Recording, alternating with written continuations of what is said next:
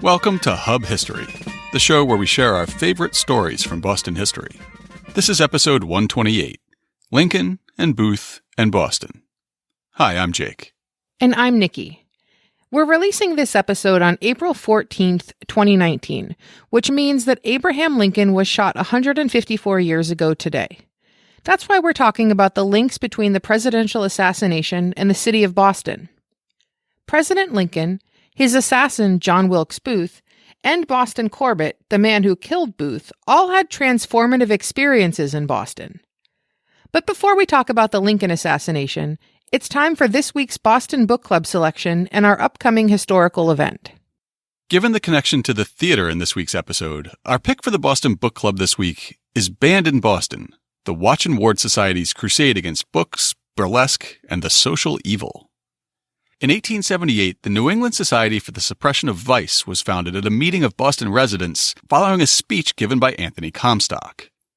Comstock was the founder of the New York Society for the Suppression of Vice. He made it his mission to fight the social ills of society.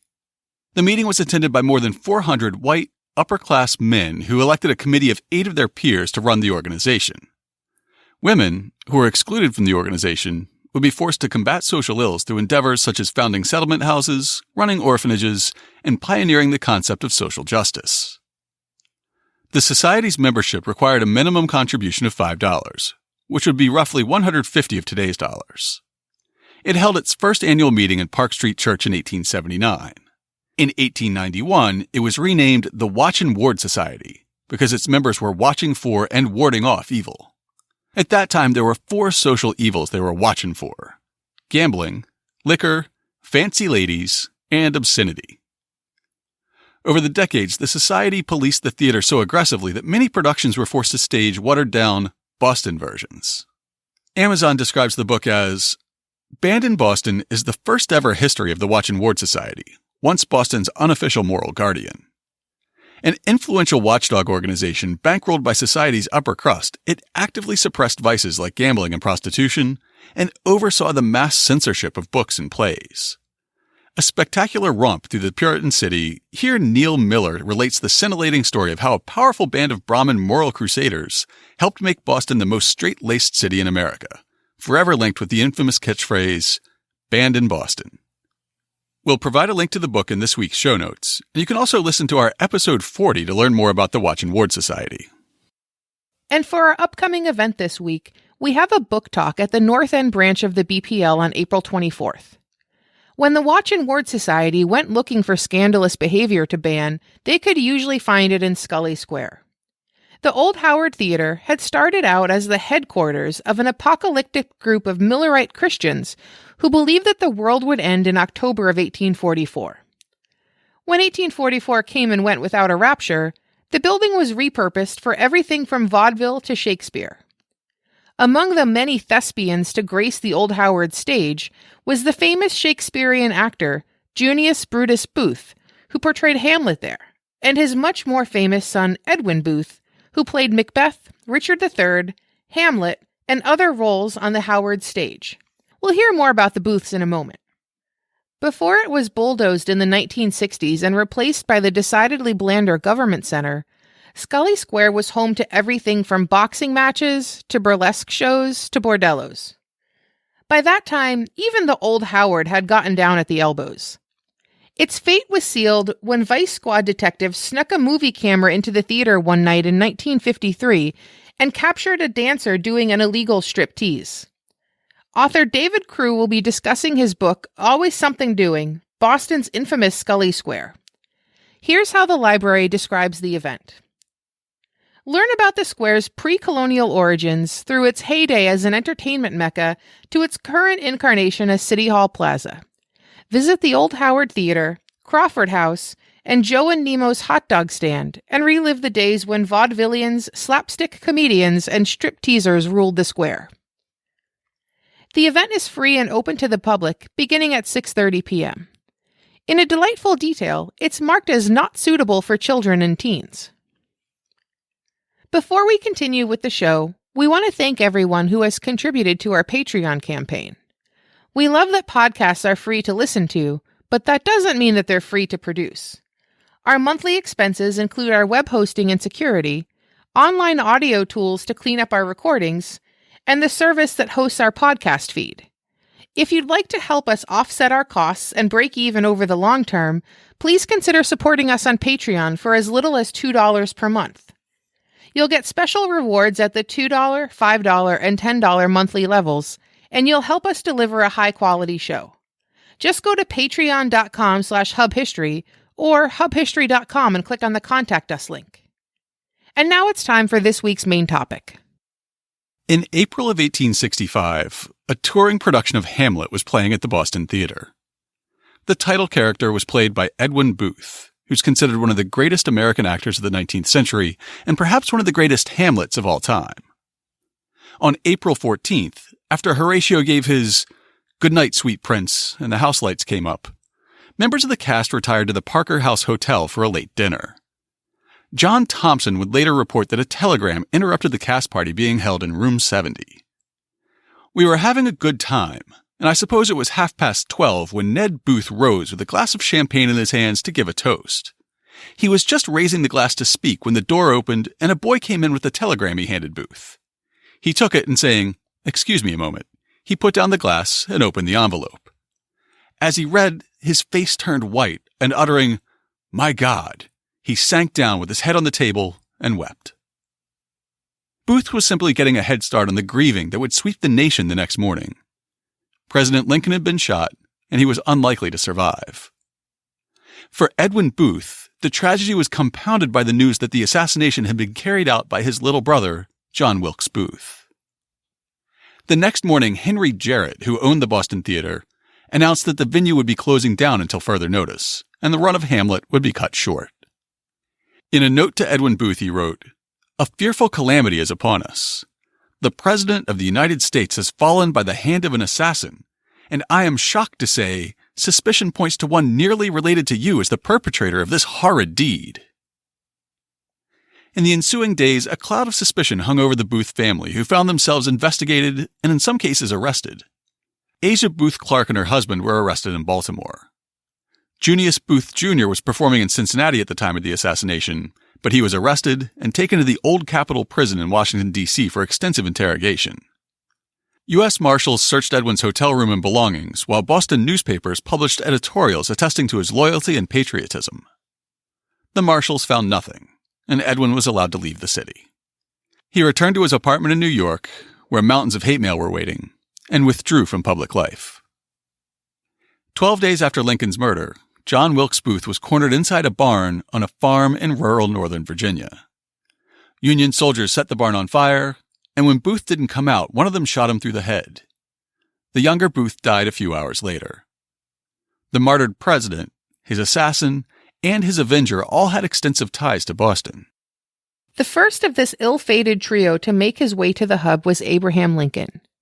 When he visited Massachusetts in 1848, there was little chance that an observer would have guessed the lanky country lawyer would one day be elected president. He was a freshman in the U.S. House of Representatives and the only Whig member of Congress from Illinois, known within the party as the Lone Star of Illinois. What nobody knew yet was that he would also be a single-term congressman and wouldn't hold national office again until he was elected president. Lincoln had come to Massachusetts to campaign for Zachary Taylor. Old Rough and Ready was running for president on the Whig ticket, but Massachusetts was proving problematic for him. The state was home to many committed abolitionists. In a few more years, the Fugitive Slave Act would push them to pivot to radicalism. But even as relatively moderate abolitionists, Massachusetts Whigs had some hesitations about Taylor. The candidate had earned fame as a hero of the Mexican-American War, which had opened the possibility of expanding slavery in the new Western territories. Plus, as a wealthy Louisianan, Taylor enslaved over 200 African Americans. In the meantime, former President Martin Van Buren was running on a third-party ticket as the nominee of the Free Soil Party. His vice presidential pick was a Massachusetts native, and both a son and grandson of presidents, Charles Francis Adams. In the Bay State, their staunch anti-slavery platform posed a real threat to the more dominant Whig Party, which was fracturing into cotton Whigs and conscious Whigs. In this chaotic situation, the Whig Party sent in proxies like Lincoln to shore up support behind their chosen candidate. In a 12-day stay, Lincoln spoke in Worcester, Taunton, New Bedford, Lowell, Chelsea, Cambridge, Dorchester, and Boston. Because he was such a nobody, the text of most of Lincoln's addresses wasn't preserved. None of his Boston speeches were written down, but some of the reactions were. On September 15th, he spoke at the Boston Whig Club, and the next day's Boston Atlas reported, "A full and enthusiastic meeting of this club was held last evening at Washingtonian Hall, Brumfield Street. They were addressed by the Honorable Abraham Lincoln of Illinois in a speech of an hour and a half, which, for sound reasoning, cogent argument, and keen satire, we have seldom heard equaled." He defended General Taylor from the charge that he had no principles, by showing conclusively that his avowed and well-known principles were that the people's will should be obeyed, and not frustrated by executive usurpation and the interposition of the veto power. He pointed out the absurdity of men who professed Whig principles supporting Van Buren, with all his locofocoism, while the Whigs were as much opposed to the extension of slavery as were the Van Buren party. His remarks were frequently interrupted by rounds of applause. As soon as he had concluded, the audience gave 3 cheers for Taylor and Fillmore, and 3 more for Mr. Lincoln, the Lone Star of Illinois, and then adjourned. It was a glorious gathering. Audiences noted his unusual height and somewhat gawky appearance, and he may have played up his down-home charm to emphasize the contrast between his Western folksiness and the speakers that Boston audiences were used to. If you are used to the formal oratory of a speaker like Edward Everett, Abraham Lincoln's plain-spoken addresses were an entirely new phenomenon. On the 16th, he spoke at Richmond Hall in Dorchester Lower Mills, and an observer took note of how differently he presented himself than the other speakers, describing how he kept leaning himself up against the wall and talking in the plainest manner, and in the most indifferent tone, yet gradually fixing his footing and getting command of his limbs, loosening his tongue, and firing up his thoughts, until he had got entire possession of himself and of his audience. On Lincoln's last night in Boston, he was scheduled to speak at a Whig rally. He gave his normal stump speech for Taylor as a warm-up for the headline speaker, former New York Governor William Seward, who would go on to be Lincoln's main rival in the 1860 primary before joining Lincoln's cabinet as Secretary of State. Seward, unlike Lincoln and the other speakers that evening, addressed the issue of slavery head-on, predicting an end to the practice in his own lifetime. Lincoln was deeply influenced by Seward's bold stance. That evening he said, "I've been thinking about what you said in your speech. I reckon you are right. We have got to deal with this slavery question and to give more attention to it hereafter than we have been doing." When they met again on the campaign trail in 1860, Lincoln said to Seward, "12 years ago you told me that this cause would be successful, and ever since I have believed that it would be." The rally that night had originally been planned as an outdoor event in Court Square, but rain forced it inside. The new venue was Tremont Temple, a Baptist church on Tremont Street near the Granary Burying Ground that had a reputation as a hotbed of abolitionism. Before the Free Church Baptists bought the structure 5 years earlier, it had been the Tremont Theater, the second theater in Boston since 1827. In 1828, a new manager took over the theater, placing a notice in the Boston Traveler on August 29th. Tremont Theater. The subscriber, being now in Boston, begs leave respectfully to inform those who may have business with the establishment that in the future, all communications must be left for him at the theater office, where he will be in attendance daily from 10 to 1. J.B. Booth, manager of Tremont Theater. J.B. Booth was Junius Brutus Booth, a distinguished actor of his era, and father to 3 fellow thespians, including John Wilkes Booth. Don't read too much into that Booth coincidence. There's something about the Lincoln and Kennedy assassinations that makes people go a little crazy. The assassinations have been overanalyzed and dissected to pieces. People are desperate to find meaning and connections between and among them. One of the first chain emails I got back in the early 90s when email forwards were a thing supposedly outlined the amazing connections between the Lincoln and Kennedy killings. Luckily, thanks to the magic of the internet, I was able to find a version of that email. Abraham Lincoln was elected to Congress in 1846. John F. Kennedy was elected to Congress in 1946. Abraham Lincoln was elected president in 1860. John F. Kennedy was elected president in 1960. The names Lincoln and Kennedy each contain 7 letters. Both presidents were shot on a Friday. Both were shot in the head. Lincoln's secretary Kennedy warned him not to go to the theater. Kennedy's secretary Lincoln warned him not to go to Dallas, which, by the way, is not true. Lincoln didn't have a secretary named Kennedy. Andrew Johnson, who succeeded Lincoln, was born in 1808. Lyndon Johnson, who succeeded Kennedy, was born in 1908. John Wilkes Booth was born in 1839, which is not true, and Lee Harvey Oswald was born in 1939. Both assassins were known by their 3 names. Both names are comprised of 15 letters. Booth ran from a theater and was caught in a warehouse. Also not true. Oswald ran from a warehouse and was caught in a theater. As the folks over at the website Snopes point out, despite the seemingly impressive surface appearance, several of these entries are either misleading or factually incorrect, and the rest are merely superficial coincidences that fail to touch upon the much more substantial differences and dissimilarities that underlie them. All that's just a way to tell you not to read too much into any coincidences in this story. Junius Booth, the theater owner, was an English immigrant who settled in suburban Maryland outside Washington, D.C.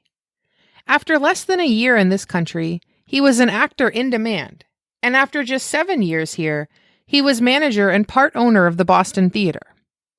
Of the 3 Boston children who would become actors, John Wilkes, Edwin, and Junius Jr., only little Junius had been born by the time the elder Junius was working in Boston. While there's no evidence that Junius Jr. came here as a child, it is possible. Later in life, the actor would take the whole family on tour, and there is evidence that his common-law wife, Mary Ann Holmes, took another of their sons to see a Boston doctor during this time, so at least one of the Booth boys was in town. In 1849, Junius Booth the Elder was back in Boston, playing the lead in a touring production of Richard III at the Boston Museum. While Junius was belting out, "A horse! My kingdom for a horse!" 15-year-old Edwin was making his professional theater debut in the role of Tressel, one of Lady Anne's attendants who doesn't have any lines. Edwin's star rose throughout the 1850s, and when he revisited Boston, it was in the leading role of Sir Giles Overreach in A New Way to Pay Old Debts at the Tremont Theater on April 20th, 1857. Back at the Tremont Theater in 1858, Edwin Booth played Romeo opposite Mary Devlin's Juliet. By 1860, they were married, and Edwin convinced Mary to abandon the rooms she kept at Boston's Parker House Hotel and move with him to Manhattan. However, soon after welcoming their daughter Edwina into the world, the couple came back to Massachusetts in 1862. Mary had contracted consumption, what we call tuberculosis, and she was seeking the best available treatment. They rented a house on Washington Street in Dorchester, near Erasmus Miller, one of the country's foremost consumption specialists. Miller endorsed the healthful country setting Dorchester provided, and Mary was comforted by his treatment, writing, "He has inspired me with a great deal of faith. All agree in saying that he is wonderful." Nevertheless, her condition continued to deteriorate. Biographer Eleanor Ruggles wrote, "Booth loved Dorchester and the country life. He planned moonlight sleigh rides when Mary should be well enough." Unfortunately, Mary would never again be well enough for that. In January of 1863, she rallied enough to accompany Edwin to the Boston Museum, where a play called The Apostate was shattering box office records. The lead role was played by an up-and-coming actor named John Wilkes Booth, and Mary and Edwin expressed pride in his success.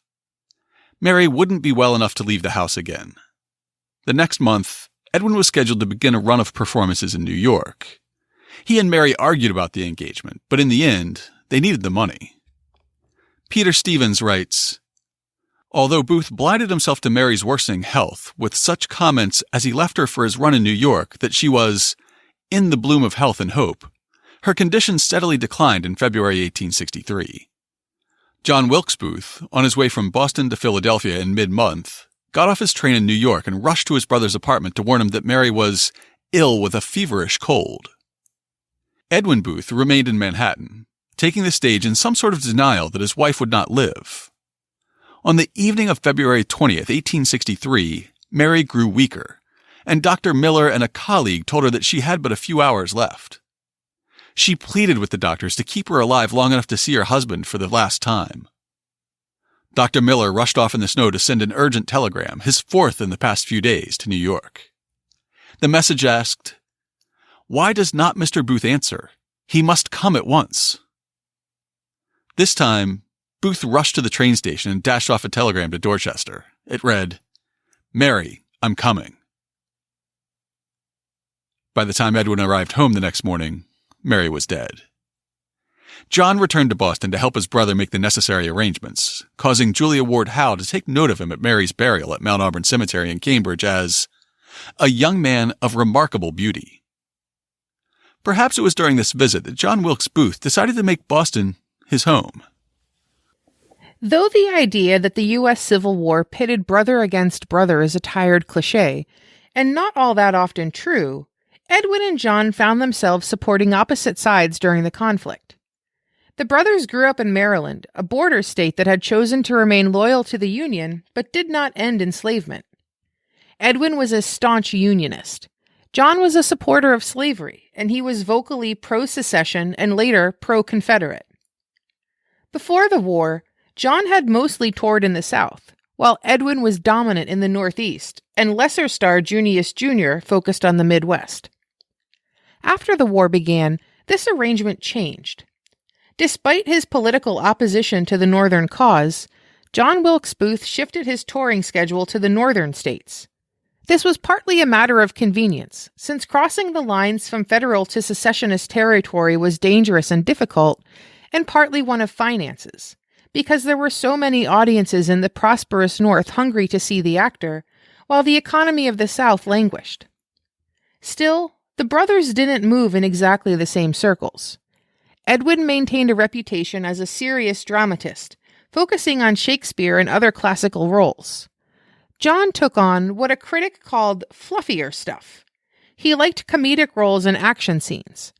A co-star said, "When he fought, it was no stage fight. He told me that he generally slept smothered in steak or oysters to cure his own bruises." With his grace, athleticism, and good looks, his fan base skewed heavily toward women. John Wilkes Booth, however, only had eyes for one of them, Lucy Lambert Hale, daughter of an abolitionist senator from New Hampshire. His competition for her affection was Robert Todd Lincoln, the president's son, and Oliver Wendell Holmes Jr., both of whom served in the Union Army. Somehow, it was secessionist John Wilkes Booth who won her hand, and they were engaged in early 1865. At the same time, Booth began investing his acting money and amassing a small fortune. Deciding that Boston would be a good place to put down roots, he asked Joseph Simmons, a friend who worked at Boston's Mechanics Bank, to help him with a real estate purchase. For someone who had just come into money, there was only one destination in Boston. The newly filled Back Bay was subdivided into house lots and sold at a steep premium. The most desirable locations were lots facing Comm Ave and corner lots, and that's what John directed Joe to look for in an April 3, 1863 letter. Dear Joe, did you or Orlando send me that catalog of Back Bay lands to be sold April 9th? For lots number 5, 6, 7, or 9, any one of them, on the north side of Commonwealth Avenue, I will bid as high as $270 per foot. Their minimum value is $225. If you fail to get any one of the above, I will bid on a corner lot, Commonwealth Avenue number 20, as high as $325 per foot. If you are outbid and fail to get any of them, I will bid on any one single lot on the south side of Marlborough Street as high as 20% above its minimum valuation, a corner lot preferred. Attend to this, dear Joe. I don't care about the lots on Marlborough Street. If I buy one of them, it will be on spec. So if you miss Commonwealth Avenue, strike light on the first. Yours truly, J. Wilkes Booth. He ended up buying a handsome lot on Commonwealth Avenue, about a block from the most expensive building lot sold in the Back Bay, site of today's Ames Webster Mansion. Today, John Wilkes Booth's land is located at 115 Com Ave, facing First Baptist Church. The original purchase price was $8,192. It most recently sold for $11.5 million. Unfortunately for J. Wilkes Booth, he lost much of his fortune speculating on oil fields in Pennsylvania, so he never had a chance to build a house on his Com Ave land. Perhaps that's why he was staying at the Parker House Hotel on July 26, 1864, when he met with a shadowy group of Confederate spies. The authors of the book Come Retribution, The Confederate Secret Service and the Assassination of Lincoln describe the meeting. The gathering at the Parker House has all the earmarks of a conference with an agenda. The inference is that agents of the Confederate apparatus in Canada have a need to discuss something with Booth. Capturing Lincoln? Within a few weeks, Booth was in Baltimore recruiting others for just such a scheme and had closed out his Pennsylvania oil operations. By that time, Booth was probably already an agent for the secessionists, and now he had proven that he was willing to engage in more than just intelligence gathering. Though the plan to kidnap President Lincoln and turn him over to the so-called Confederate government in Richmond was never put into effect, Booth's willingness to act marked him as an exceptional agent. When Lincoln was re-elected, it drove John Wilkes Booth to the brink of madness. Edwin would later write, "When I told him I had voted for Lincoln's re-election, he expressed deep regret and declared his belief that Lincoln would be made King of America. This, I believe, drove him beyond the limits of reason. All his theatrical friends speak of John as a poor, crazy boy, and such his family think of him." As the war wound down the next spring, on March 4th, John Wilkes Booth attended Lincoln's second inauguration, using a ticket procured by Lucy Hale's politician father. While Lincoln urged the country to act with malice toward none, with charity for all, John was filled with nothing but malice. He adapted his kidnapping plot into an assassination plot. Working with a handful of close confidants, he planned to murder the President, Vice President Andrew Johnson, and Secretary of State William Seward, whose 1848 speech at Booth's father's old theater helped convince Abraham Lincoln to embrace abolitionism. John Wilkes Booth was back in Boston in early April. On the 5th and 6th, he stayed at the Parker House again. Many accounts speculate that he might have met with Edwin, or at least gone to see Edwin's current production, but there's no evidence of that. Instead, the Boston Daily Transcript would say after the Lincoln assassination, a man named Borland stated that he saw Booth after he came to Boston, and was in company with him at Edwards' shooting gallery, where Booth practiced pistol firing in various difficult ways, such as between his legs, over his shoulder, and under his arms. The shooting gallery was probably Roland Edwards' Pistol Gallery, located at 4 Green Street.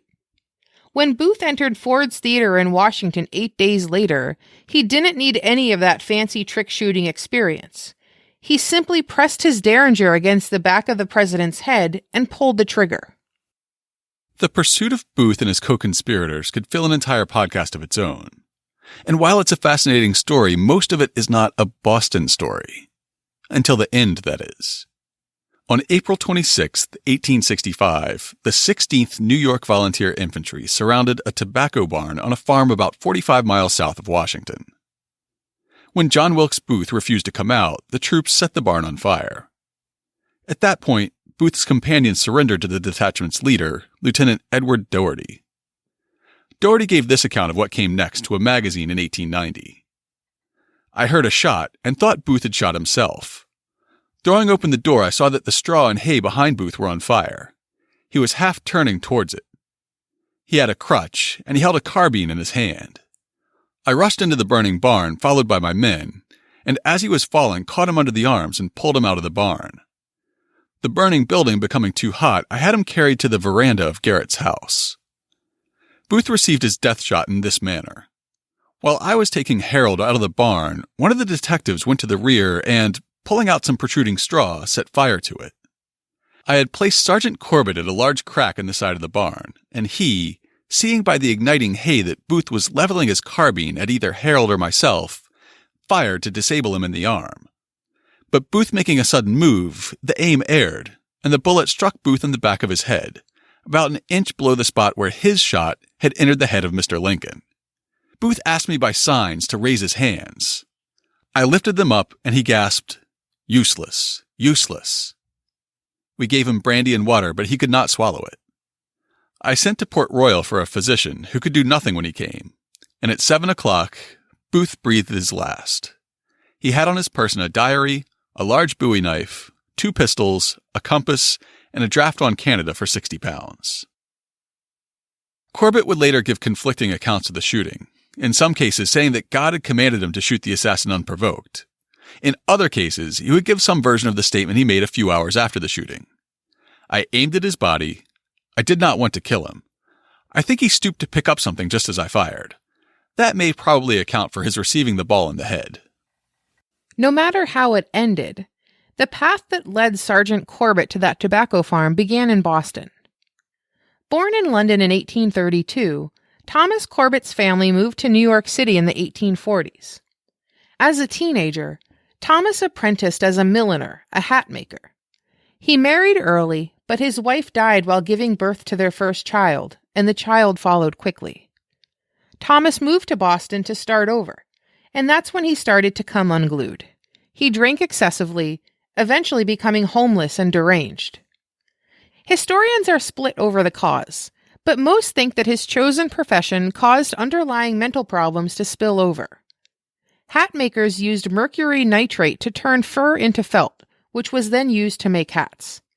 The only problem was the fact that mercury has a profound effect on the human nervous system. It causes depression, irritability, memory loss, delirium, and hallucinations. The phrase "mad as a hatter" comes from the reputation milliners had by this time. The most common symptom is a tremor that came to be known as the hatter's shakes. One night, as he was drunkenly walking the streets of Boston, Thomas Corbett encountered a Methodist street preacher. It must have been one heck of a sermon, because Corbett was immediately inspired to give up alcohol for good and dedicate his life to God.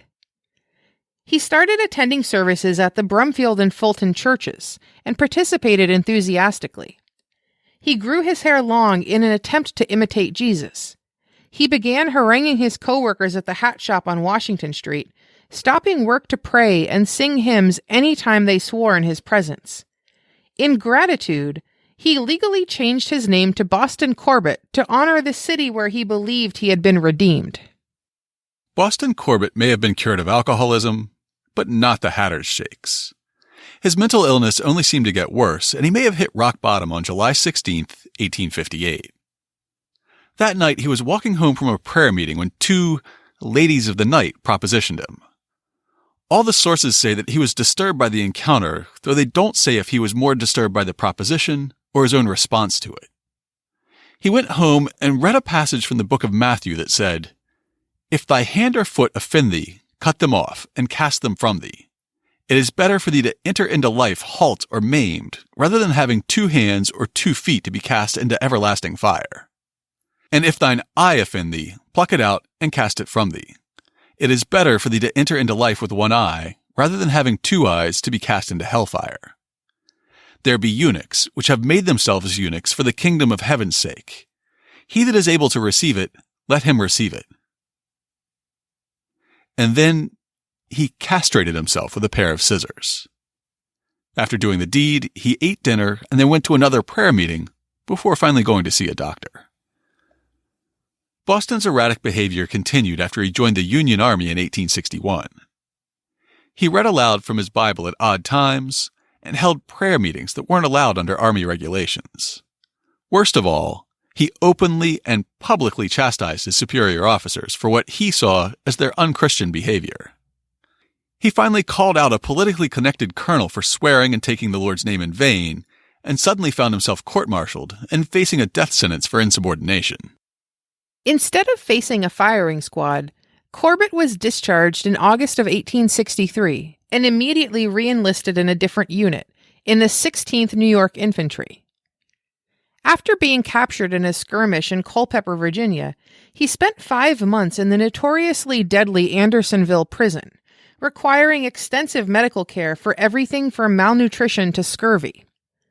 The ordeal earned him a promotion to sergeant, and meant that he was in the Washington area when the Army needed units to go after John Wilkes Booth. In a letter in 1887, Corbett claims that in the days before the pursuit, he went to a chapel and offered this prayer: "O Lord, lay not innocent blood to our charge, but bring the guilty speedily to punishment." After the shooting, he said, "When the assassin lay at my feet, a wounded man, and I saw the bullet had taken effect about an inch back of the ear, and I remembered that Mr. Lincoln was wounded about that part of the head, I said, 'What a God we serve!' I little thought when I offered that prayer a week ago that it would be answered in this way." A month after writing that letter, Corbett was committed to an insane asylum. After the war, he had drifted out of Boston when the hat-making business faltered. He went first to Danbury, Connecticut, then to New Jersey, and finally to Kansas. Along the way, he got more religious and more delusional, often pulling out a gun when anyone questioned the circumstances around Booth's death. When he pulled out a pair of pistols in the middle of the Kansas House of Representatives, he was declared insane and locked up. He escaped from the asylum in 1888, and nobody knows what happened to him after that. After leaving the stage in the wake of his brother's shameful actions, Edwin Booth eventually returned to acting. A 2015 article in the Boston Globe explains.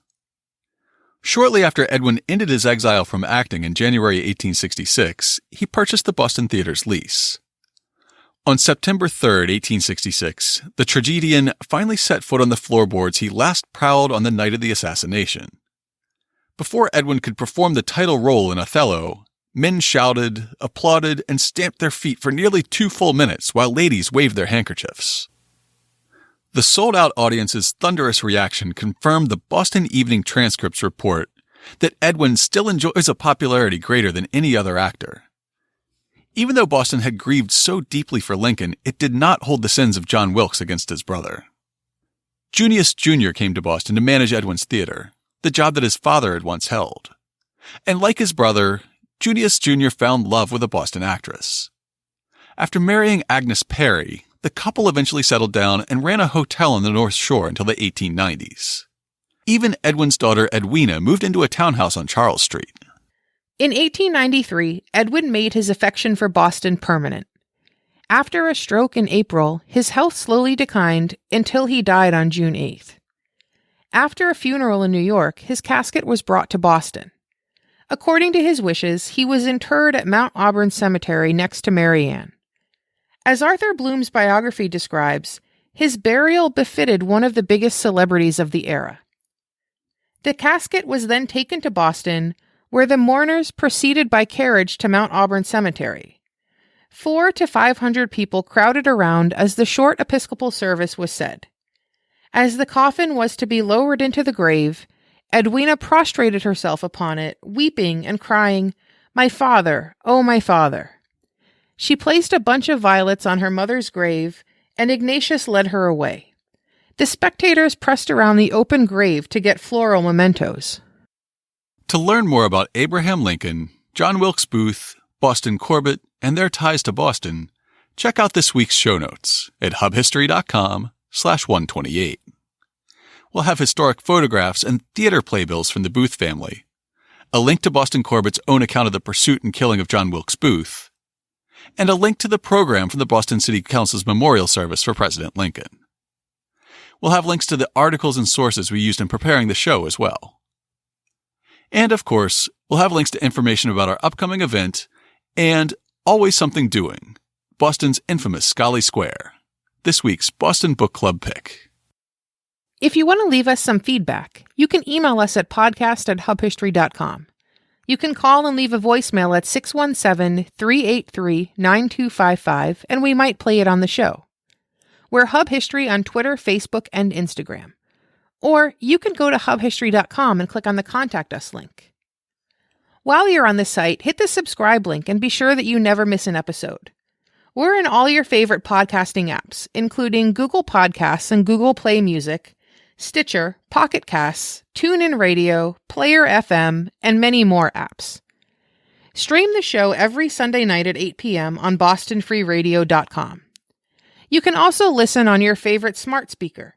If you have an Amazon Echo, just say, "Alexa, play the Hub History podcast." Or if you have a Google Home, you can say, "Hey Google, play the Hub History podcast." Sure, playing the latest episode of Hub History, our favorite stories from Boston history. Apple Podcasts is still the most popular podcast app. If you subscribe, please consider rating and reviewing us. That helps us show up higher in the podcast rankings where people can find us more easily. If you write us a review, drop us a line and we'll send you a Hub History sticker as a token of our appreciation. Or just tell a friend about us. Word of mouth is truly the best way to help new listeners discover the show. That's all for now. We'll be back next week.